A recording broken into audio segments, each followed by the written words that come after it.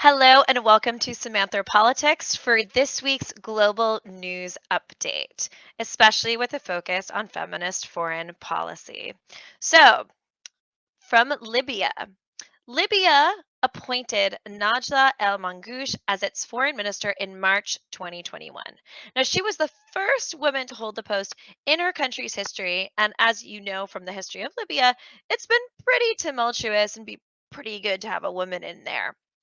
6 months later, she's been suspended by 14 days unilaterally by the Presidential Council, which is kind of separate from the government, which is quite confusing.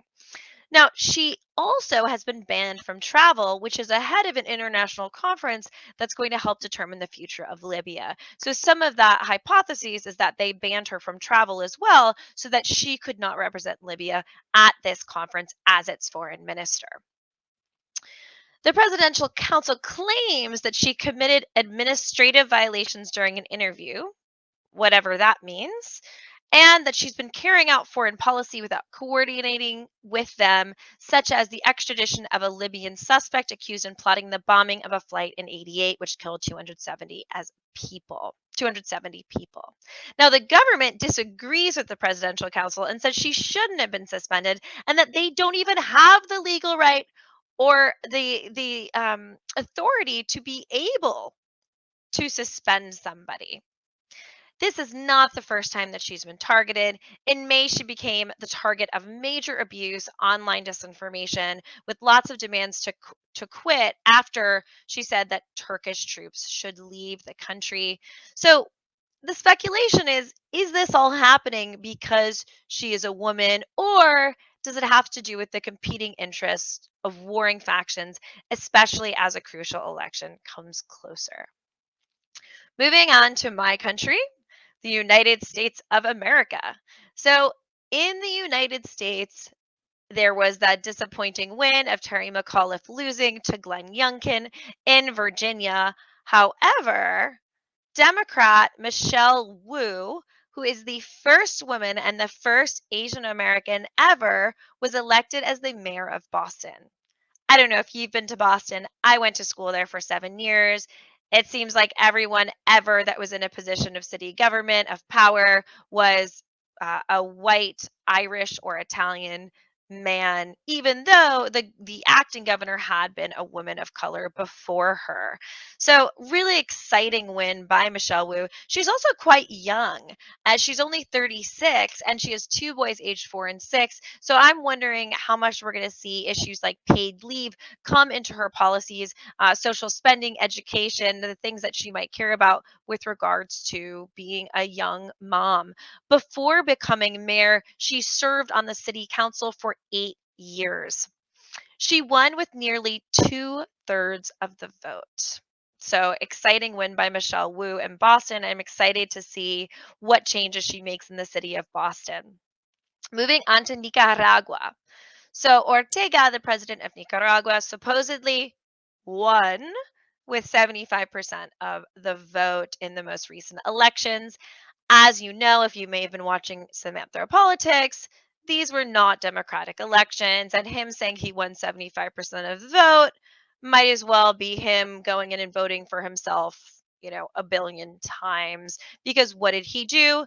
Just like in Belarus, he imprisoned all of his opponents before the election. So, best way to beat people in these authoritarian countries, you just put them in prison so they can't run.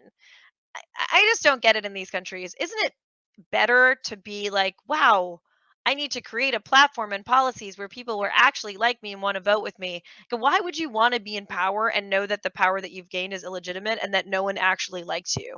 That's something I've kind of been thinking about a lot with these authoritarian governments that pretend that they won. Now, the US is threatening sanctions because of how anti democratic the elections were. Doo, doo, doo. Oh, and in true authoritarian, nepotism, his wife is his vice president. Kind of reminds me of the days where I think it was the head of where the wives were on the payroll of the United States government of cabinet officials and didn't really seem to do anything. Moving on to climate talks to the COP. So, something that's been a little bit frightening to watch is the pictures. And Zach, you can put up that picture of all of those world leaders on stage for the COP, the climate summit. And you can see something that's startling, which is a startling absence of women. I can barely see them in there. It's kind of like looking for where's Waldo. Like where are the women that are doing climate policy? This is especially troubling considering that climate change has the most drastic effect on women and girls. Now, also, so it was out of 130 presidents and prime ministers gathered for the climate summit, less than 10. So we're talking 7%, 5%. I mean, that is staggering numbers. And they were an average age of over 60.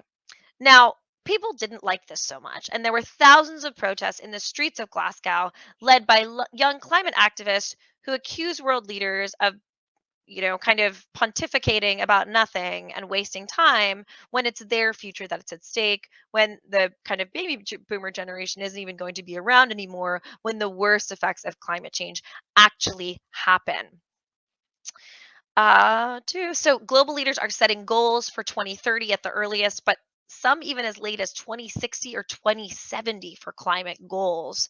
But activists are saying, no, we want action now.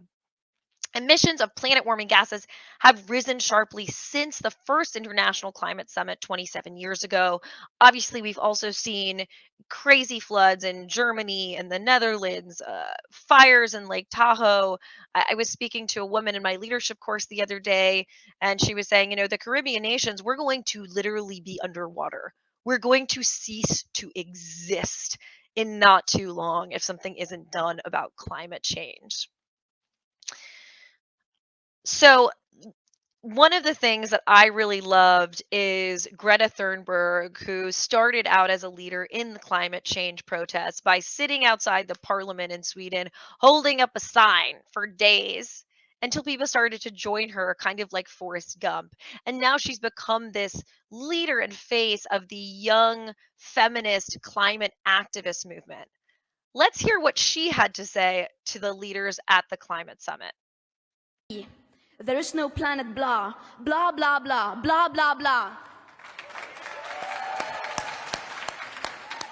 This is not about some expensive, politically correct green act of bunny hugging or blah, blah, blah.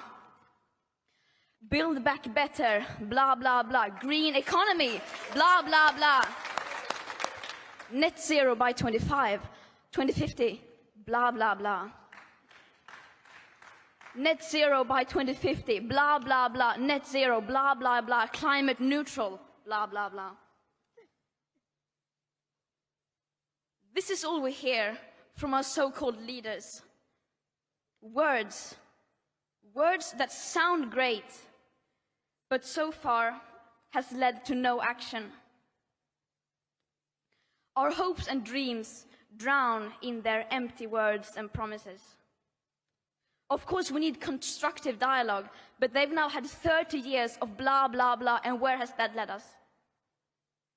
Over 50% of all our CO2 emissions have occurred since 1990, and a third since 2005. All this while the media is reporting on what the leaders say that they are going to do instead of what they are actually doing. And then not holding leaders accountable for their action, or rather inaction.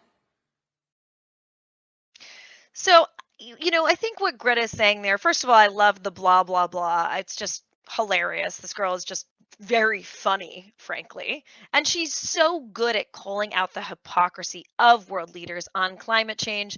I think what she's trying to say is, there's all these fancy words that politicians throw out there, carbon neutral and build back better and net zero. But what does it all mean if we're not actually taking action and putting significant financial resources towards combating climate change? So that is your global news update for the week. I also hope you'll watch our most recent episode with Andrew Basovich and David Beranek, which is about America's biggest national security threats. If you want to know about global news, if you want to know what's happening in the rest of the world, subscribe to our YouTube channel so you can get these updates. And think about supporting us on Patreon. American news channels barely cover the rest of the world, they kind of pretend that the rest of the world doesn't exist. That's why Samantha Politics is here, is to help you understand what's going on in the world and help you understand how it's relevant to you. So think about supporting our valuable journalism on Patreon, which basically just helps to support our production costs. And that's patreon.com/SamanthaPolitics1. And the link is in the description. And I want to thank Stream Inspectors for doing the production of this global news update. And we'll see you next time. This has been Samantha Carlin with Samantha Politics. Good night.